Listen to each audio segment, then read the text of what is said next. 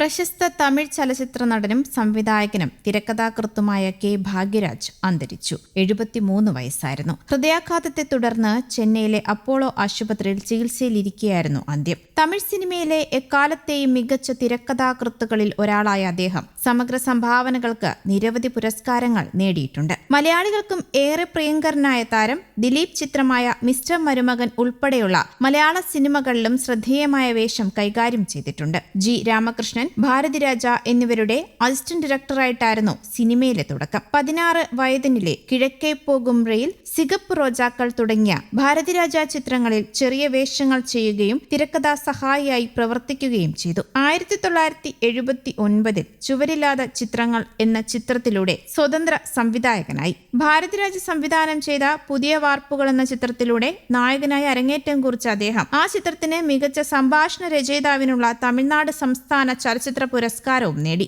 75ലധികം ചിത്രങ്ങളിൽ അഭിനയിക്കുകയും 25ലധികം ചിത്രങ്ങൾ സംവിധാനം ചെയ്യുകയും ചെയ്തിട്ടുണ്ട്. സിനിമയ്ക്ക് പുറമെ എഴുത്തിലും രാഷ്ട്രീയത്തിലും ഭാഗ്യരാജ് കൈവച്ചിട്ടുണ്ട്. 1989 ഫെബ്രുവരിയിൽ MGR മക്കൾ മുന്നേറ്റ കഴകം എന്ന പേരിൽ സ്വന്തം രാഷ്ട്രീയ പാർട്ടി രൂപീകരിച്ചു. ഈ പാർട്ടി 1991 കേരള നിയമസഭാ തിരഞ്ഞെടുപ്പിൽ ഒരു സ്ഥാനാർത്ഥിയെ മത്സരിപ്പിച്ചിരുന്നു. പിന്നീട് AIADMKയിലും തുടർന്ന് 2006 കരുണാനിധിയുടെ സാന്നിധ്യത്തിൽ DMKയിലും ചേർന്ന അദ്ദേഹം ഒടുവിൽ സജീവ രാഷ്ട്രീയത്തിൽ നിന്ന് പിൻവാങ്ങുകയായിരുന്നു. പ്രശസ്ത നടി പൂർണിമ ജയറാമാണ് ഭാഗ്യരാജിന്റെ ഭാര്യ. ചലച്ചിത്ര താരം ശാന്തനു ഭാഗ്യരാജും ശരണ്യ ഭാഗ്യരാജും മക്കളാണ്.